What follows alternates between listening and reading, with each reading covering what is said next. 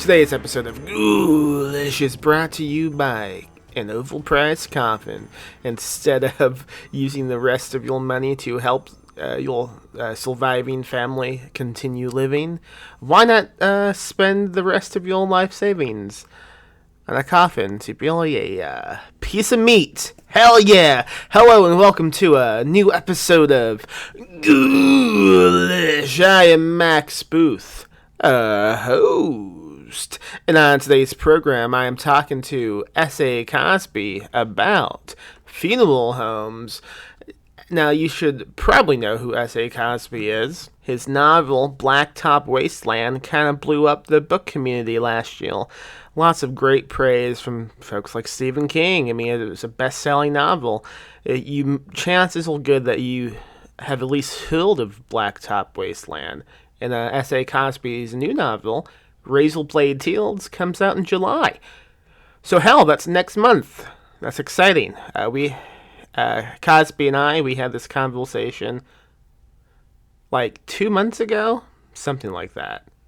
It's been a while, but something that happened with this podcast was I went a bit crazy and I recorded like 20 episodes in 2 weeks, so I've been quite backlogged with getting them all out. But I'm doing it twice a week, folks, twice a week. Except for those times that I realize it's a day the podcast should come out, and I cannot for the life of me find the energy to get up and edit a new episode. But guess what? I'm going to edit this one as soon as I finish the intro, because that's how I do the podcast. I record the conversation, and then I do the intro. And then I throw the tracks of the conversation in front of the intro. And then I spend several hours, like half a day, trying to edit it. I will warn you up top. This episode might not sound the greatest, but I promise I'll do my best in the editing. If my memory recalls correctly, I believe we had some technical difficulties on Skype when we talked. A lot of echoing and delayed effects.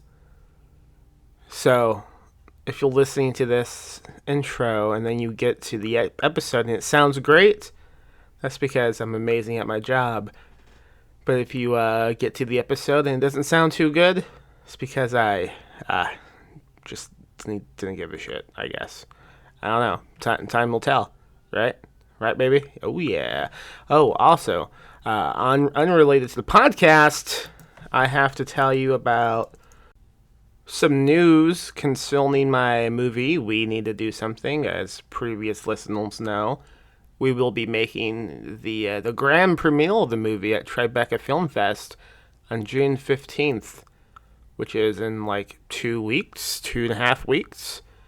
That's obviously it's gonna be in Brooklyn at the Metro Tech Commons. So if you haven't gotten a ticket yet, too late. It's sold out. But I know on June 16th. If you go to Tribeca, they have like a at-home online premiere you can buy as well. I think it's like $15 maybe. Maybe a lot of money for an online ticket. I don't know. But you will be able to stream the movie at home. And I know I've already recorded like a Q&A with the director and someone from the cast that they will play after the at-home premiere. So that should be cool, I hope. Also in June, concerning We Need to Do Something, we will be making a little Texas premiere at the Oak Cliff Film Fest. And that movie is going to play on June 27th. Tickets are still available. It's actually going to be playing at the Texas Theater in Dallas, which is where they arrested Lee Harvey Oswald. I have to assume I will also get arrested at the same theater. For what reason? I don't know. I couldn't tell you. I still have several weeks to commit crimes. So I will update you on that. Go to the Oak Cliff Film Fest. I'm sure if you just Google it, you will find the website. And you can look into how to buy tickets for the Texas premiere of We Need to Do Something on June 27th. And if you miss both of those premieres, that's fine too, because the movie's coming out Labor Day weekend, September 3rd, in theaters and video on demand from IFC Midnight. Not that much longer, folks. Less than 100 days at this point. Pretty fucking crazy. Anyway, like I said, I'm talking to S.A. Cosby today about funeral homes. It's a fun conversation. I hope you enjoy it. Episode 100 is coming up soon too. It's gonna be something. I've already spent too much money in preparation on this fucking episode 100. So I hope you stick with me until at least that episode, and then if you don't like what's going on with Ghoulish, unsubscribe. That's fine. Or maybe tell your friends to go subscribe. Because things are gonna get nuts. I promise you that. Please, I don't know, leave a review on iTunes if you want. You don't have to. It is fine. I'm sick of promoting things. This is a conversation I had with S.A. Cosby. I think it was a fun time. And you might enjoy eavesdropping on it.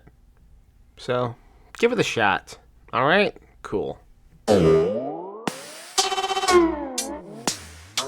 I was trying to use some fucking headphones, but apparently that's not going to work, so I took them off and we're good to go. Yeah, you know what I say about headphones? Fuck headphones. That sounds like you're right in line with Dane Cook's belief on shoes. Fuck shoes. You know? What does he have against shoes? I don't know, but he did back in the 90s, late 90s, like every other, I think, male in America. I was enamored with Dane Cook's stand-up, and he had this whole routine about some dude getting hit by a car and his shoes coming off, and he had this whole routine about the guy trying to minimize the fact that he'd been hit by a car. Oh, it's no big deal. And it was like, you got knocked out of your shoes. Oh, man, you know me. Fuck shoes. I don't care about shoes. I like Dane Cook. A lot of people give him a lot of shit. I think he was sort of that. I think a lot of people gave him a lot of shit because he was sort of the personification of a Chad he's the guy at the party at the kegger who's kind of funny, but he thinks he's way funnier than what he is. And I think people just got irritated with it. But I don't know. He was all right to me. I didn't have no problem. I think you nailed it. It's exactly that. He's way too egotistical. He thinks he's way funnier than he is, and it just rubs you the wrong way after so long. Yeah. I thought he was okay. I mean, you know, I'm not a comic, but I mean, I bought the album. It was cool. It was all good. Speaking of shoes, do you know who Thomas Jane is? Yeah. Evidently, the Punisher. Yeah, the Punisher. Evidently, he has this anti-shoe thing. Well, he refuses to put on shoes. Like, he just goes into grocery stores, no shoes on. I don't know what the deal is. Well, are you originally from Texas, or are you just living in Texas now? Oh, I'm from Indiana. I just live in Texas now.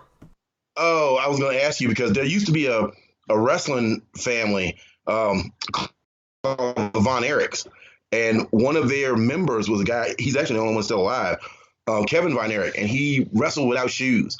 And it wasn't like I'm a huge pro wrestling fan, and so it's one of the things where you were thinking, like, what's the story behind it? Is this some kind of gimmick? Is this part of his character? No. One night they went to wrestle at some show out in bumfuck East Texas, and he forgot his boots.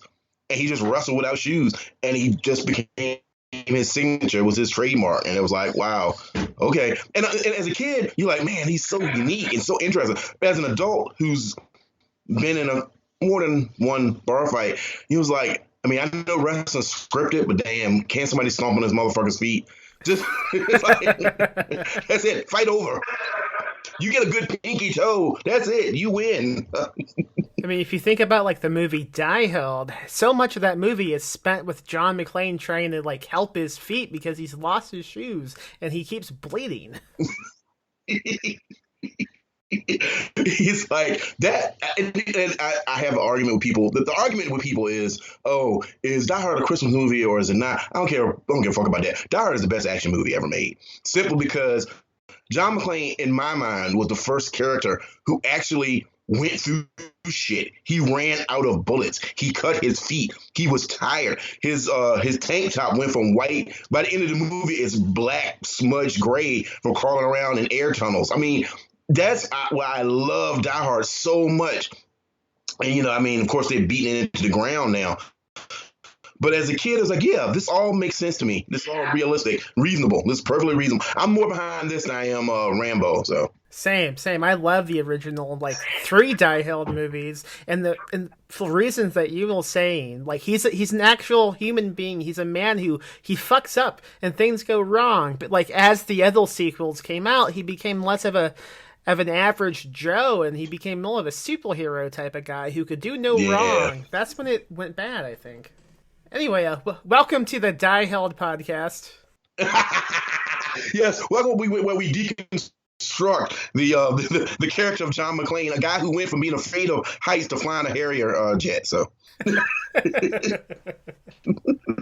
a friend of mine said that. It's actually his quote. He said, "Yeah, John McClane." He said, "You can tell how bad the Die Hard movies devolved. That John McClane went from a guy who was scared to fly on a plane and terrified of heights to a dude who could jump in a Harrier jet and fly and without any training." So it's like if in the new Indiana Jones, if Indiana Jones transformed into an actual snake.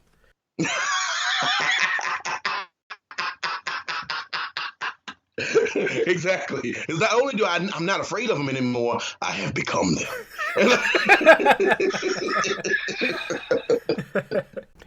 Anyway, man, congrats on all of the craziest success you've had lately. This is nuts. I mean, tell me about what this is like from your perspective. I mean, fucking Stephen King was praising you. Let me tell you, man. So I've been writing. Okay, I've always wanted to be a writer, even when I was a little kid. I was that kid who pokes holes in the plots of movies and comic books. So I was real popular on the school bus. But I've always wanted to be a writer. But I've only been seriously writing since I was like 21, 22, and I just turned 47. And so, I've just been plugging away, man. Getting enough rejections to wallpaper my bedroom and having people tell me I didn't know what I was doing or I never make it and all that kind of stuff. And, things started turning around for me in 2011 when I don't know how familiar you are with crime writing, but I always wanted to be a horror writer. And nobody else wanted me to be a horror writer. And so nobody wanted my horror stories. And so I had a friend of mine who went to New York City, and she met a guy. She was a belly dancer. And after her show, her and her troupe went to a bar in the East Village, and they met a guy named Todd Robinson who used to publish a magazine called Thug Lit. And when she came home, she's like, "Hey, I met this really cool guy. He's looking for writers for this magazine. He needs people to submit. And, he pays." I'm like, all right, well, I never thought I could be much of a crime writer because I'm from a really, really, really small town in southeastern Virginia. And I didn't know if I could create the atmosphere for a compelling crime story. But I was like, fuck it. It can't be no worse than these rejections I'm getting now. And anyway, that's what started my crime writing career. He published my first story, crime story, The Rat and the Cobra. And for a couple of years, I just did short stories. I just kind of milled around with short stories. And then in 2017, I wrote a short novella called My Darkest Prayer, which got published by an independent firm out of Baltimore, Maryland, Columbia, Maryland, called Intrigue Publishing. And that was a Southern noir, rural noir, Southern Gothic murder mystery. And then I wrote Blacktop Wasteland, but I didn't have any agent or anything. And the way all that happened in the before times, I went to a big festival called BoucherCon in Florida. And I was going as a fan. It's a huge crime and mystery convention. But my book, Darkest Prayer, was coming out. So I was kind of going as a fan, kind of, you've been on the independent scene. You kind of, you got to hustle. It's like being in a punk rock band. You got to go, you got to go on your own dime. Not no offense to Entry. They're great people, but it's really, hustling to get your book out there and get people to pay attention to it. So I'm down there as this fan trying to hustle around, and I'm meeting some really cool people. And one of my friends, Eric Pruitt, was a moderator for a panel about Southern crime fiction. And I got on that Southern crime fiction panel, and it was on there with a guy named Ace Atkins, who's a really great writer, Steph Post, Alex Segura, and of course my friend Eric. And Eric Pruitt. So anyway, at the end of the panel, this lady got up and said this really racist thing, and everybody was shocked, and everybody was all awkward. And so I answered it. And my answer drew the attention of an agent that was in the audience named Josh Gessler, and he approached me about representing me. And that's where all the stuff with Blacktop Wasteland started. Well, I know the exact event you're talking about, the exact controversy. I wasn't attending it, but many of my friends told me about it, including Pruitt, who is a good friend of mine. I've gotten drunk with him and his sister many times. Dude, let me tell you something. Eric Pruitt is probably I used to say he's my best friend in the writing community, but he's one of my best friends. But that dude, we have tempted fate so many times together, because Eric's the type of dude like, hey man, let's go out and get a couple drinks, man. All right, that's cool. And then you wake up and it's 4:00 in the morning and you're on the other side of Baltimore watching like college girls fight over a pizza. What the fuck just happened? What is So I love the guy, man, but he's never met a party that he wasn't willing to crash though. But that's my boy. I love him to death, and he's a good friend and a fantastic writer and filmmaker in his own right. But yeah, some lady got up and made this whole thing about, we were talking about Southern fiction, and she basically said she missed the antebellum times. And then I said, well, the antebellum times weren't great for everybody. And there were some people who didn't enjoy it, and everybody laughed, and that kind of got the agent's attention, Josh Gessler. But man, I never, ever imagined the stuff that's happened with Blacktop would have happened. Because I don't know about you, but I'm a pretty self-deprecating writer. Most of the time, I'm barely above self-loathing. So it's like, oh, nobody ripped my book up and used it for toilet paper. Well, that's good. I got that going for me. So it's like I never imagined the stuff that's happening would be happening. It's pretty crazy, like, just from, like, my perspective. Like, I'm really glad all this stuff is happening for you. But it's like, you don't see it happen often with a book for it to blow up like this, and it's really fucking cool, man. Congrats. Thank you so much, man. It's so crazy because I think coming from where I come from, I came from a background where I grew up really poor. I'm a college dropout. I used to be a wild boy back in the day. I used to fight a lot, and I still drink a lot, but I don't have the cardio to fight anymore. So I kind of just stay on the sideline. Wait, don't admit like, that, because aren't you trying to get like a fucking enemy in fiction? Yeah, I know, right? I'm trying to get an arch enemy. So. Like I gotta get in fighting shape, but no, the funny thing is, I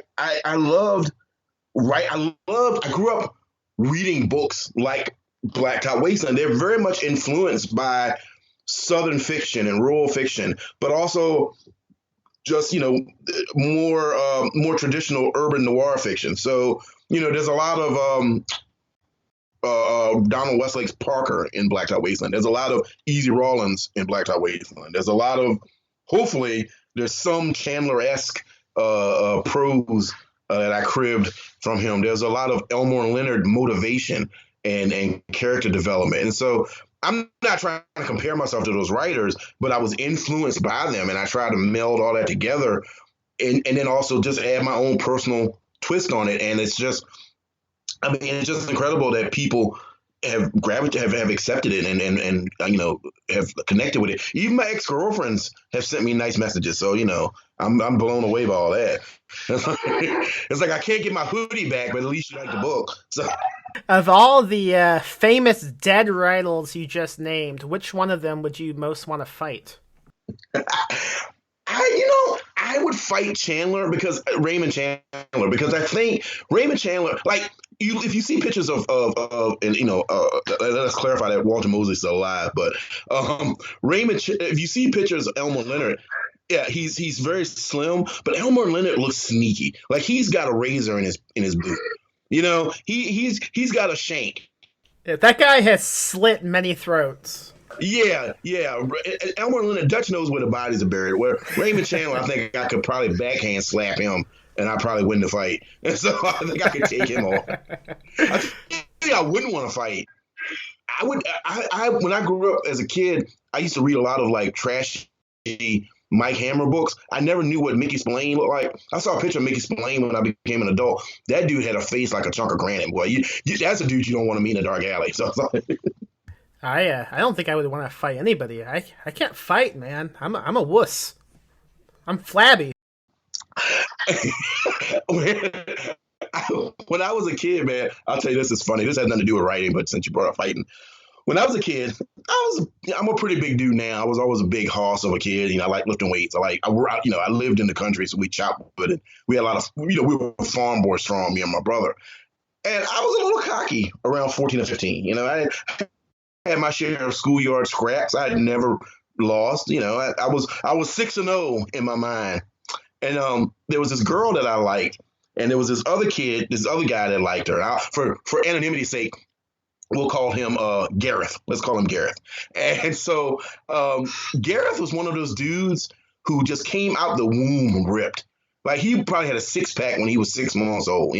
Just a big old just hoss, man, just never lifted weights or nothing, but just Superman physique, right? And he could fight. He was a tough dude. I'd seen him fight before. I knew he was a tough guy, right? And so he liked this girl, and he said, "Hey, I don't want you talking to so and so anymore." Again, 15 years old, I'm full of piss and vinegar. I'm like, man, fuck you. I talk to who I want to talk to. He's, well, if I see you sitting next to her at lunch, we're gonna have a problem. I said, well, we're gonna have a problem then. And so I sat next to her at lunch. And then he said, all right, I'll see you at the bus stop, 3 o'clock. I said, I'll be there. So we get to the bus stop, and I haul off, man. I hit him. I don't wait. I don't even let him put his books down. I did. I just tried to sucker punch him. I hit him as hard as I could.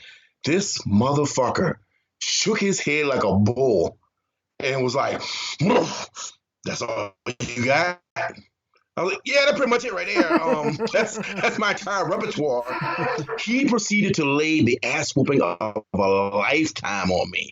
Every punch felt like I was bleeding internally. And I was like, I'm looking around like, where are the teachers? Where are the educators? Is someone not going to stop this? And finally, teachers come over and they break it up. And he's all like, man, this ain't over. Yeah, man, it ain't over. And I turned to my friend, my best friend at the time, and I said, hey, man, help me to the bathroom. I think I'm bleeding on my ass. So, there's always a bigger fish. And I learned that lesson quite vociferously. So I don't blame you for not wanting to fight. Well, thank you. That sounds traumatic, man. I'm glad you lived. So the topic of this episode, besides talking about your writing and stuff, is I was hoping we could talk a bit about your day job you work in the funeral business, right? Yeah, I'm a mortician's assistant at a funeral home in Virginia. So I was hoping you could tell me how you got into this business and what exactly it is you do. Yeah. So I met someone who became a friend of mine who was like, hey, I was working at a hardware store as a manager, and I was still trying to write. And this was around the time I had got my first story published. And I met someone, and they were like, hey, you're working at this hardware store, and, you're working all types of hours. You're working like 60 hours a week. I need help at this funeral home that I manage. Why don't you come on and just be an assistant? You can drive the hearse, wash the cars. You have a pretty flexible schedule. I'm trying, they were trying to help me out with my writing career by giving me more time to write. And it was like, and you can pick up some bodies, you can go on what we call removals, but you have a really flexible schedule. And it was sort of a leap of faith because they weren't offering to pay me as much as I was making at the hardware store, but I was going to have way more free time, and I was going to lose I was going to lose some benefits and stuff. But I kind of decided to bet on myself, and say, okay, I'm going to give it 3 years. If nothing happens in 3 years, I'll either go back to this hardware store or another daytime full-time job. And so that's how I got into it. Now, being a part of it, I learned a lot pretty quickly. I think that the mortuary business, rightly and wrongly, gets a lot of negative attention or negative connotations. But what I've learned is that, like anything, there are good people in the business, there are bad people in the business. And I'm very, very lucky to work with a staff that's really good people. But there are interesting things that you learn working in this industry. People always ask me, have I seen a ghost? Has anything paranormal ever happened? Nothing paranormal's ever happened. I've never seen a ghost, never seen a body walk or move. I have seen I've seen bodies flinch, and that's because of secondary and post-secondary rigor mortis. And so what happens to your body when you pass away, your body goes to rigor mortis, then it becomes has lividity again, and then it goes to rigor mortis again. And sometimes if you're in the room, when it goes through secondary rigor mortis, you'll see the arms or legs move and flinch. The first time scared the shit out of me. Second time, not so bad. Yeah, and I know, like at a certain point, like in the bloating stage, they tend to release a lot of gas. What do you want to tell me about that? Well, that actually depends on the circumstances of how they pass. Like a lot of times, some people, it depends on what happened to them. If they pass in a certain way, they won't do that. On the other hand, someone who's a lot of times people who are obese will have a lot of gas built up, and so the first time that happened, it's not any worse. I put it like this: I've smelled worse farts from living people. So it's like I got a buddy that cuts a rip, man, and it'll burn the hair out of your nose. So that's interesting. But the thing that the thing that impressed me working in this industry is how morticians are this combination of scientists and artists, and the way that they're able to, take someone who, not to be too graphic, someone who's been shot in the head, someone who's, wasn't found for like a week and a half, someone who had a severe traumatic injury, and make them presentable for a family that wants to say a last goodbye. And it's just fascinating to me. Actually, my first book, Darkest Prayer, is set in a funeral home. The protagonist he's not me, but he's got my job. He's a mortician assistant who moonlights as a unlicensed private detective. And, I built the story and the mystery around his skills that he had picked up working at a funeral home, things that he noticed that people who don't work in a funeral home wouldn't notice. And so right now, I'm actually kind of phasing that out because my writing is, I'm getting a lot of projects to the point I'm actually able, I think, to make a living so far, knock on wood, fingers crossed, as a writer. But it's nothing I regret, and I'll always be grateful to the staff and the manager of that funeral home for giving me an opportunity to, pursue my dream while helping them out when they were in a tight jam. Is this podcast your way of giving your 2 weeks notice? No, we've already discussed it, I think. And they know, and they're very happy for my success. So they know that I'm kind of moving away from that. But I'll always be available to help. But I think my writing projects are kind of, I've got a lot of stuff on my plate right now. And so they understand that I'm not available as much as I used to be. But no, I definitely appreciate everything they've done for me. And it's funny, I've seen, you would think you see really weird, crazy stuff because it's a mortician and it's a funeral home. But I think the thing that I've seen the most is just how just this full width and breadth of humanity. You see families that come in that are very tight knit, that, wow, this family's really pulling together in this time of grief. And then other times you see families that literally are 2 steps away from dueling. And so you see the full, range of human emotions. And then there are interesting things that happen, little interesting tidbits that I don't know how much I can go into detail, but I'll give a couple little interesting stories, I guess. Like we, there was one situation where we basically had to play detective because someone passed away and they were in an apartment and nobody knew who their relatives was. Nobody knew anything about them. They were a mystery person. And so we kind of had to play detective and figure out who this person was and who was the next of kin, who can make decisions for them. So that was, I won't say interesting, but that was different. Or, a situation, like I said, where we had someone who was like, very, very, very obese, and just the logistics of dealing with that person is very challenging. And so like I said, if nothing else, I hope I get through to people that, morticians aren't these snake oil salesmen that people make them out to be. That, your funeral is as expensive or as cheap as you decide. You know what I'm saying? And it's funny, morticians are the one industry where there's a lot of times they just don't get paid. Like, what are you going to do? You can't repo a body. So somebody will tell you, oh, yeah, we've got a large insurance policy. Yeah. Like somebody will tell you, oh, we've got a large insurance policy and, you have nothing to worry about. You're going to get taken care of. And so you basically do everything on spec. And then when it's like, oh, we like our money now. Oh, well, I mean, we'll get back to you. And a lot of times, unfortunately, it turns out that you don't get that money. And because, especially in a small town, I can't speak to the experience of a funeral home in a large town or a city, but in a small town, a lot of your business is word of mouth. All it takes is one family who owes you money to flip the script and say, oh, I don't like the way they did this. I don't like the way they did it. But they won't tell anybody that they owe you money. They'll just say, oh, they don't ever explain that aspect of it. So it can be difficult. But at the same time, I think for the people who make it a lifetime career, it's very gratifying. But yeah, there was a lot of stuff that I wanted to use in my first book that the folks, they were like, no, don't tell everything. Because, people think they want to know everything, but they don't. They really don't. I definitely do. This is the podcast to get into it, man. It's like, I mean, it's like I said, the physicality of it. I think, again, like, it's amazing.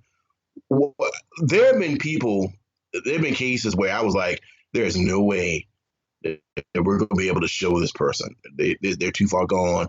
And just the skill level involved in making somebody presentable is just, like I said, they're scientists and they're artists. They have to know science and they have to be able to be artists. And so, I've seen people with, like I said, catastrophic head or facial injuries, and the staff will work on them, and you wouldn't know, unless you knew it, you wouldn't know it. And it's just amazing to me. It's just, so whenever I see a movie or a TV show where somebody says, oh, we had to have that closed casket, I was kind of chuckle to myself because, like, somebody who wrote that script doesn't know funeral business. It takes a lot. Let me put it like this. You have to be damn near decapitated for somebody not to have an open casket if they wanted to. It seems like he just, like, stitch it back on like a hand.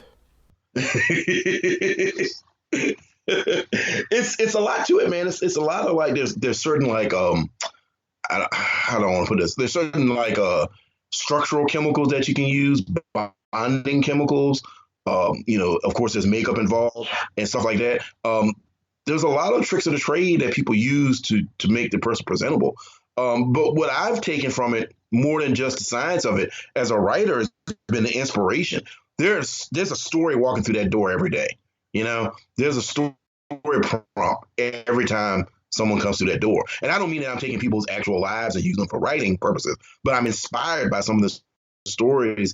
We have situations where a family member finds out after the passing of a parent that, oh, this person isn't actually your father. Oh my God. Somebody who's got a huge insurance policy, but they left it to their lover instead of their wife or husband. And, you can imagine I've seen it happen more than once. And so you can imagine how that plays out. Did you ever get, like, someone who left everything to, like, a pet? No, but we did have, and I'm so glad the family didn't go along with this. We had a person who had this beautiful little dog, man, this gorgeous little, like, Shih Tzu mutt, like, Benji looking dog. And this person passed away, and their final wish And now, let me preface it by saying this: there was nothing wrong with the dog. Their final wish was when they passed, they wanted to put the dog down and have the dog buried with, and the family decided not to do that. And I was like, yeah, that dog has nothing to do with that. It's like, let him live Holy his life. shit! Yeah, let him go on. Let him run his course. So, Wow. Okay, I have a question. So sometimes, like, when someone does like a great painting or some good graffiti, they sign their name, right? Do you guys ever do that when you do like a really good reconstruction job? Like, do you sign your name? no, but what I think people do is that they do make sure that people know who was the person in charge who did it. Like this was this person's work or that person's work. And families will get particular. They'll want a particular mortician to do work. And then like in anything, there are people who are more skilled than others, and so people will reach out and say, hey, I want Mr. X or Mrs. X to do this work for my loved one. I don't like the way that they're morticians are the most critical of other morticians. So and I'm not a licensed mortician, like I said, I'm an assistant, but I've seen morticians go to different funerals that they didn't officiate, and they'll check the body out. I'm like, oh wow, okay, yeah, I wouldn't have done that. And so they can be very critical. And so, but all in all, like I said, it's interesting work, and I think it really has to be a calling. I think because what people don't get is that you're literally on call 24 hours a day, 7 days a week. And I mean, when I say 24-hour, 7 days a week, I mean it. I mean, when I was working, when I was on call, I've been at a movie that I had to leave because somebody passed away. I've known that other people that work at a funeral home when they're on call, that they've been out to dinner for an anniversary, but you got to go because, death waits for no one. And so I don't think people understand just how much goes into doing it. Everybody looks at the shiny or the ostentatious funeral directors, but there are a lot of funeral directors that are just working a trade, trying to get by and trying to do the best they can. So, but yeah, I keep getting people asking me though, did I see anything paranormal? Every time, that's my number one question when people, and I mean, it's never been creepy to me there. I've been there at night by myself. I've never felt creepiness from the people, the deceased. If anything, it's just weird people that like come up to the door like 10 o'clock at night, like, hey man, can I get $5? No, go. What are you talking about? I've never had. Do you ever get someone coming in like trying to pay you money to leave the room so they can have some quality time? I've never had that happen. I think that is more prevalent in fiction than it is in real life. I'm not going to sit there and say it never happened, but never an experience that I've had or anyone that I've worked with. Like I said, I think that's more a salacious idea that people have in fiction than it happens in real life.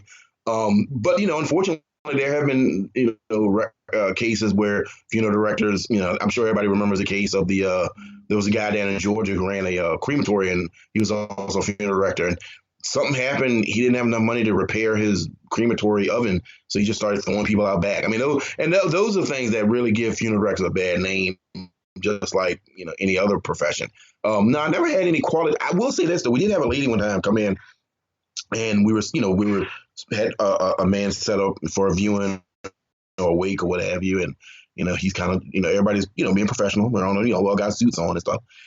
And this lady sits down and she's like, looking at him, and she turns to me and she's like, "Oh, he was my friend." I was like, "Oh, that's I'm sorry for your loss." And then she proceeds, and I'm not going to get graphic here, but she proceeds to tell me in no uncertain terms that he was the best sex of her life. Excellent. And this is an old lady. It's like a lady that's like, she's like, looks like between 80 and 90. And not only was he the best sex of her life, apparently he was incredibly endowed, and that, she was just overwhelmed with his prowess. And I mean, this is not a conversation that I want to be having at work.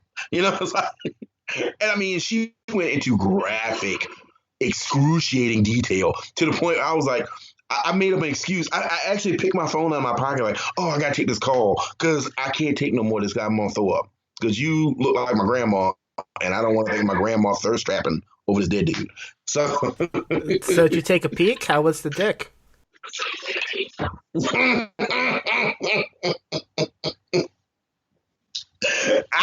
It's funny. It's weird. I think you get into a mindset when you're doing that work. You don't. It becomes very clinical. You don't look at it like that.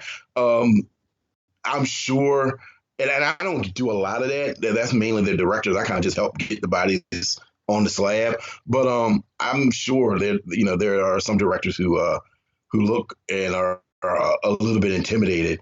I mean, we had a guy that was like, no lie, we had a guy coming in that was 7'1". Come on, I ain't got to see it to know. I think I would be tempted to draw like smiley faces on him.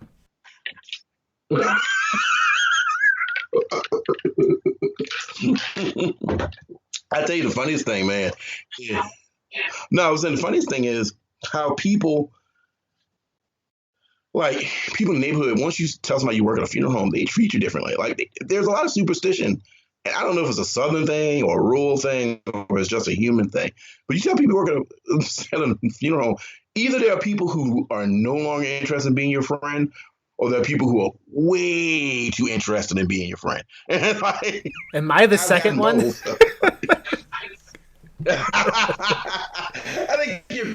I think you're cautiously interested. There are other people who are way, way, way too interested and have really, really twisted questions that I have no interest in answering. Well, my questions will not done, man. So hold on. Let's talk about embalming fluid. Okay. Transition. Embalming fluid is a preservative. Of course, everybody knows that. I don't say everybody knows. I take that back. I'm assuming a lot about the audience. I mean, embalming fluid is used to preserve the body. It's a powerful chemical agent. Some people know that you can use it if you. There are certain folks that have used it to get high. They mix it with other drugs or they use it alone. They huff it. It's incredibly strong. There's also a chemical called hexaphene, which is a caustic agent, which is used to basically tighten up like people who have crepey skin or loose skin. You can use hexaphene to tighten the skin or the epidermis up. However, if you're alive and you get it on your skin, it hurts like fucking hell. It is one infinitesimal drop is just like being stuck with molten lava. It's the worst. I was wearing gloves and there was a gap between my gloves and my gown when I was helping, and I got like a little drop of it on my wrist. And when I tell you I ran screaming through the funeral home, I ran screaming. This was the embalming fluid or the other fluid? The other fluid. The embalming fluid is not that dangerous. It really is just an incredibly strong alcohol or salt-based alcohol, or sodium-based alcohol. Now that hexaphene stuff is totally different. And but I want to use it in a book or something, because if you threw it in somebody's face, like not only would you blind them, but it would hurt like a motherfucker. So it's like I'm trying to figure out a way to work it into a book. Well, that's the reason why I'm asking you about these things, because I am writing a book about bodies decomposing. So I'm like, I could do some research on my podcast. Oh well, shoot! I mean, you want to talk about body decomposing? Do you know what degloving and skin slip is? Hell yes, I do, baby. That's probably the worst. But if you want to explain it to the audience, go right ahead. Okay, so basically, degloving is a process where the top layer of the epidermis is separated from subcutaneous tissue. Basically, your top layer of skin comes off like a glove. But it also can happen all over your whole body. When it happens in other parts of the body, it's called skin slippage. And again, it's basically the top layer of skin slips off of the subcutaneous tissue. That's probably, for me, the hardest thing to get used to. And a lot of times, most times, with modern medicine, that doesn't happen, because a lot of people pass in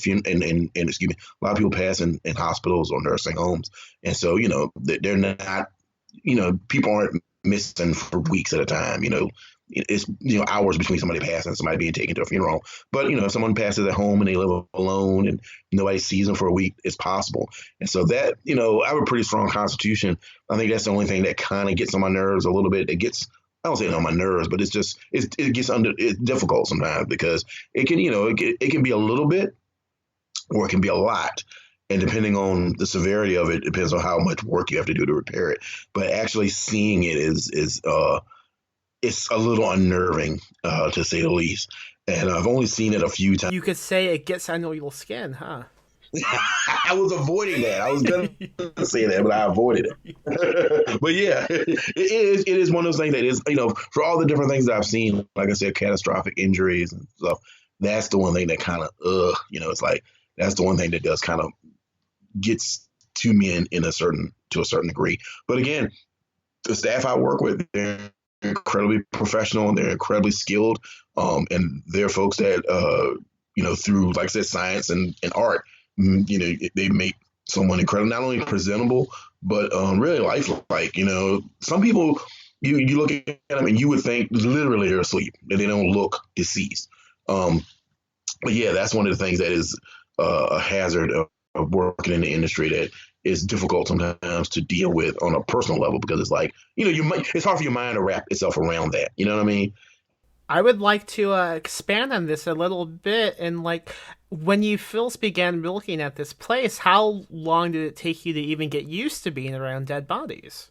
Well, I mean, I'm a country boy, so I grew up around. I grew up on I worked on a farm when I was like in my teens. So blood and bodily fluids weren't a big thing to me. I grew up killing pigs and cutting and hunting. I used to hunt a lot. I was an avid hunter, not just for sport, but to like survive. So, I've gutted plenty of deer. And that's not to say that bodies are gutted, but I've been around, bodily fluids and blood and other fluids. So that wasn't so hard. What I think was difficult for me was, the emotional response people have. I've been on call, like when you had to go to like what we call a house call, where you're not going to a hospital where someone's passed at a house. Sometimes you go there and the family is, they're sad and grieving, but they're calm. They're like, hey, you got a job to do. And sometimes people take out their emotions on you.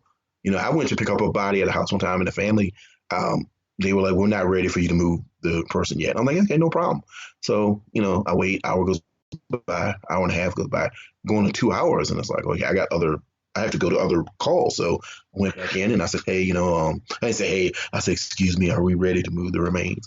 And they were upset. And it was like, fuck no, we ain't ready. I'm like, okay, no problem. And so I go back outside, and there was a minister there, and then he was like, well, what's going on? I said, well, the family isn't ready for us to move the remains. He said, oh, let me go in and talk to him.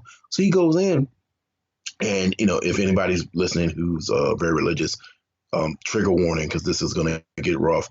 He goes in and he says, we have to let him do his work. This is God's will. Your loved one is in a better place. And one of the members of the family was like, fuck God. And I'm like, whoa, let me get away from this, because a lightning bolt about to hit this building. I'm getting out of here. It's like, I don't care if you're agnostic or atheist. I ain't trucking with that. It's like, oh no, y'all are rolling the dice. I'm not trying that. So, that's the thing that's was hard to get used to, was the different reactions. On the other hand, you can get somebody who is not rude.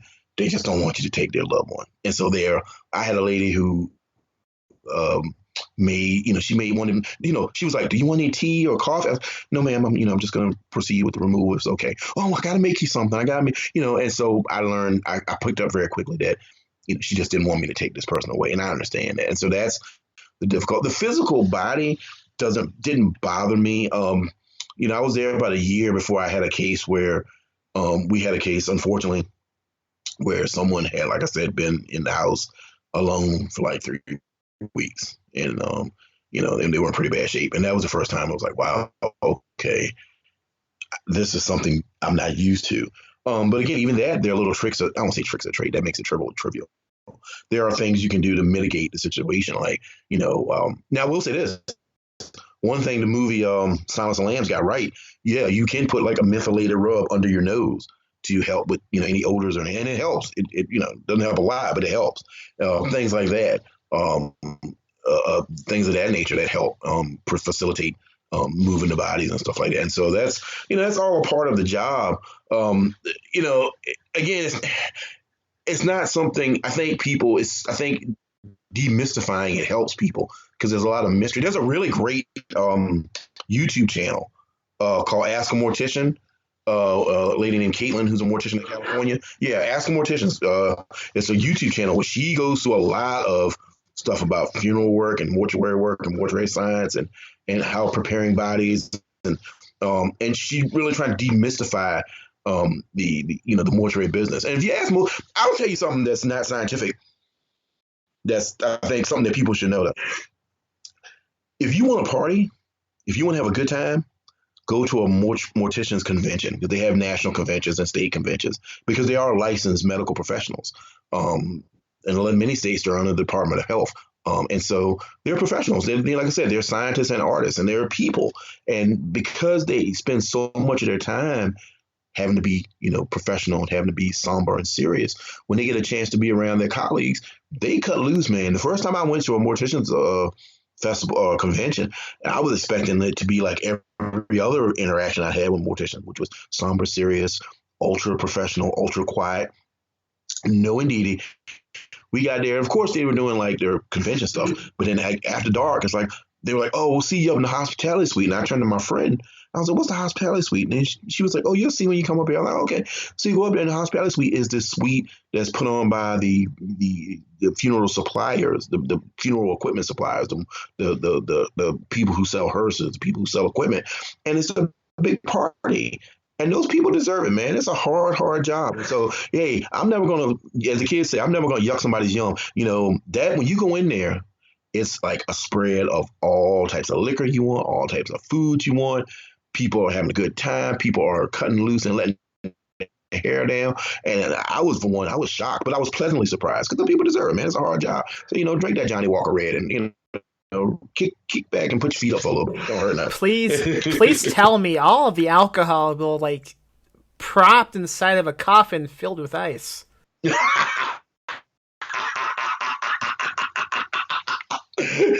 That actually sounds cool. That sounds like more of a WWE Undertaker thing than actual mortician's thing. But yeah, it does. But no, man, it's yeah, all right. Like I said, it's an interesting profession. I'm very grateful for the opportunity to be a part of it and how it afforded me time. Because the funny thing was, because a lot of times what happened, like to break down what I actually did, there were times where I was on call. So I was at the funeral home from, say, 11 p.m. to 7 a.m., right? And I'm just basically waiting to get a call. So there were times, there were nights, 2 or 3 nights in a row. I'm in a small town, so we're not getting a call every 5 minutes. So there were nights where I was just on call so I could write. So I would write. I wrote most of Blacktop Wasteland at the funeral home at night while I was on the call, on call. And so there were nights where I didn't have to go out for the removal. I just sat there and wrote the book.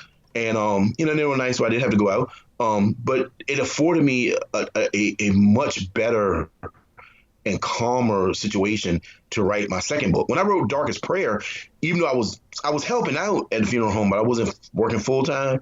I was still working at the hardware store, and so that was real stressful. So when I was finally free to not have to worry about punching a clock, so to speak, it just gave me a lot more flexibility. And as a writer, you got to be in the right headspace to write, and so it really got me in the right headspace. I'll tell you one thing on a personal level that it did for me, though, working at a funeral home. It made me really, really, really value the time they were given. Mm-hmm. People always say life is short, but working there, I've seen it. I've seen people who will tell you, yeah, I talked to a person at 9 o'clock and by 9:30 they were gone. And so I've seen that up close and personal.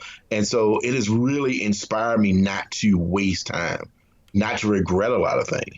Do what you want to do now because you're not promised tomorrow. So it's like, hey, not to get too heavy or get too, to get too true detective time of the flat circle on you, but don't get me started on that show. I love that show. Oh my God. The thing I'm working on right now is inspired by True Detective. But yeah, enjoy what you got now, man. I mean, there are cool little things. Like anybody who's read my first book, Darkest Prayer, part of the plot hinges on something called an eye cap. And an eye cap is a little plastic piece that is used to keep your eyelids from falling in, because sometimes your eyes will recess when you pass. Mm-hmm. into your skull, and so the eye cap helps keep the form of the eyelid, because if not, it looks, nobody wants to look creepy, and so that keeps it from falling in, things like that. I've used those tools or those little tricks of the trade in books. My book that comes out in July opens with a funeral. It's not in the funeral industry, but it opens with a funeral. So I've always worked that into the different books and the writings that I've used. And so it's definitely, like I said, it's definitely afforded me an opportunity that I wouldn't have gotten any other way. But don't get me wrong, there's a lot of cool, like if you wanted to have a fight scene, and I never got a chance to do this, I may do it in a future book. You want to have a fight scene in a funeral home, do it in the embalming room, because there's all types of weapons, and throw hexavine in somebody's eyes, stab somebody with a trocar. It's like there's all kind of good stuff in there that can. There's a book, man. I cannot think of the name of it. Damn it!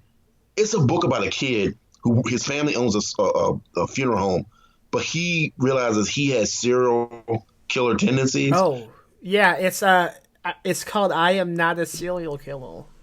Yeah, yeah. Well, that dude who wrote it, I don't know what his experience was, but his explanation of what it's like to work in a funeral home was spot on. I mean, I read that book and it was very, very accurate. You know what I'm saying?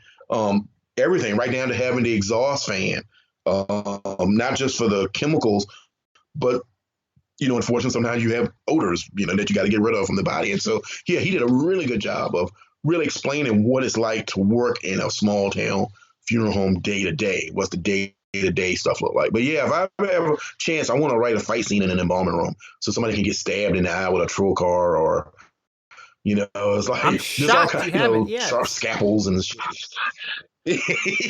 I have what's funny? Okay, so this will go back to the publishing side of things. So I wrote Blacktop Wasteland, and then I wrote Razorblade Tears, my book that comes out in July. And so before Blacktop sold, I had written it. I had like 6 months where nothing was going on with it. I wasn't really trying to sell it because I was in the midst of changing. I had an agent and didn't work out, so I was in the midst of getting another agent. Luckily, I got a really good agent. But anyway, I had written half of a follow-up to my detective book, My Darkest Prayer. And I had a full fight scene in my mind I was going to write that takes place in the funeral home in the embalming room. I had a fight scene in the first book that takes place at the funeral home, but it's not in the embalming room. It's in the hallway, in the lobby, and it's a very brutal, bare knuckle fight. Somebody gets stabbed in the eye with like a 6-inch long splinter of wood and stuff like that. But no, I definitely want to work one into a book somehow, because there's so much shit that can fuck you up in there. It's like, I'm not even kidding. It's like, like I said, from the scalpels to the trocar to there's so much stuff that can really, really jack you up in embalming room. I was like, I'm surprised somebody hadn't done it in a movie. Like, you see a movie like Eastern Promises where they get fighting in a sauna. It's like, no, show me a fight in an embalming room, then I'll be impressed. It sounds like a great scene for a John Wick movie. Exactly. Oh my God, it would be so good in a John Wick movie. Oh my God, but you know what, that is dude? Such a good idea, dude. Fuck that, man. You write it, and then it gets made into a movie, and then it's a fucking S.A. Cosby movie. Well, you know what's funny? If it was any what's the term? Intellectual property I'd love to write for. I would love to write for John Wick. Oh my God. That gets the hackles up the back of my neck. I would love to write John Wick. I'm obsessed with John Wick. I have the comic books. I have one of the Blood Oath markers. Well, it's not a real one, but I love John Wick. I'm a huge John Wick fan. So, technically, it's not a real one, but yeah.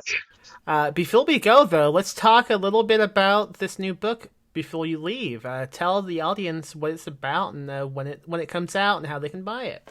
Yeah. So the book that comes out in July is called Razorblade Tears, and the elevator pitch, as the kids say, is about two fathers, one black, one white, both ex-cons in small town southeastern Virginia. Their sons are gay and are married.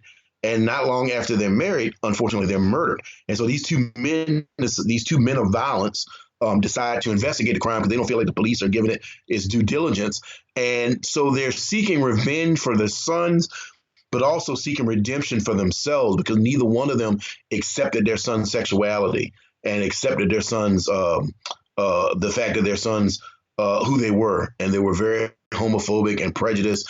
And so, in trying to find the men or the people that kill their sons, they're also trying to achieve a state of grace for themselves and forgive themselves for the way they treated their boys. And so, it's immensely violent.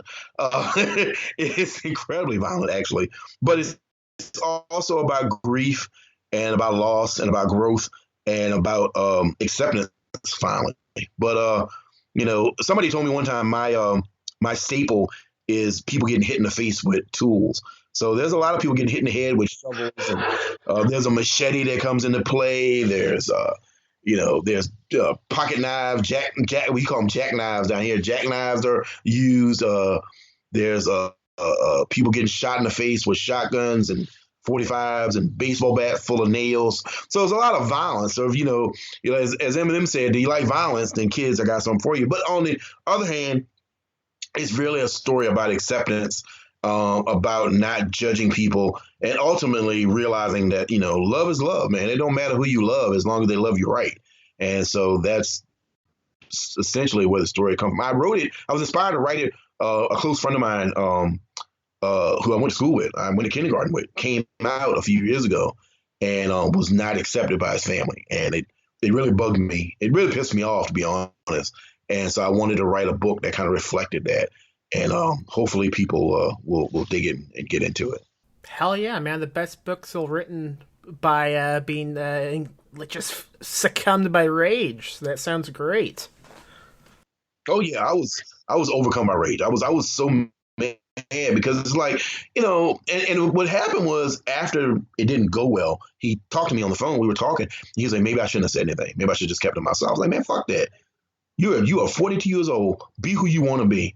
Nobody has a right to tell you who to love or to tell you how you should live your life. And if your family don't accept you, fuck it, I'm your family now. And that's where that came from. And I think I don't want to say it's important, but I do think it's important that people who aren't queer, who are straight, who are heteronormative, cis, whatever you want to call it, talk about these things. Because it's one thing to say that you're not homophobic. It's a whole nother thing to actually actively be not homophobic. And so I think hopefully people will get that from the story. That being said, there's a lot of action, violence, some funniness, there's some humor. One of my things, I have a really good friend who's a writer named Ed Kurtz. I don't know if you're familiar with his work. And Ed Kurtz, yeah, and Ed is one of the funniest guys I've ever met. And he said one time, you even if you're writing a horror novel or a crime novel or a very serious novel, life is full of humor, and so you've got to work that in. And so, I think that's why a lot of literary novels lose people or novels that are considered air quotes literary, because, it's so mirthless. Everybody's so full of Sturm and Drang, and it's like, come on, man. I mean, even the pioneers on the Oregon Trail, even the Donner Party laughed every once in a while. Well, that's because it was funny. Cannibalism is hilarious. Cannibalism is one of those things, man. Everybody acts like they're so disgusted about it, but everybody wants to know about it. So exactly. Hey, how can folks find you online? Hey, man, look me up on Twitter. I'm at Black Lion King 73. My Twitter feed is usually full of rage and every once in a while a couple of jokes. You can also find me on Facebook at S.A. Cosby Author. And you can also contact my publishers at Macmillan Publishing. They can put you in touch with me for my email and all that good stuff. But I love hearing from people, even the weird people. One of these days, I have to come back on and tell you about all the weird emails and messages and photos that I've received since Blacktop Wasteland came out. Dude, just wait until they listen to this podcast. We'll be talking about dead bodies the whole time. Oh, man. And that was S.A. Cosby talking about funeral homes. Go buy Blacktop Wasteland. It's a book that he wrote. People like it. Go give it a shot.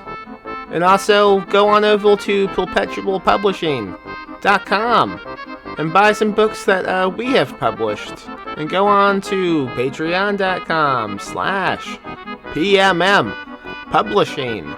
We do stuff on Patreon if you give us money. Because we like... Do we like money? I don't know. Maybe I'm just trained to say I like money. Go do anything you want, honestly. Go just lay on the couch. Stream something stupid on, like, Hulu. I don't know. It's a free planet, I think. Go do something. Goodbye.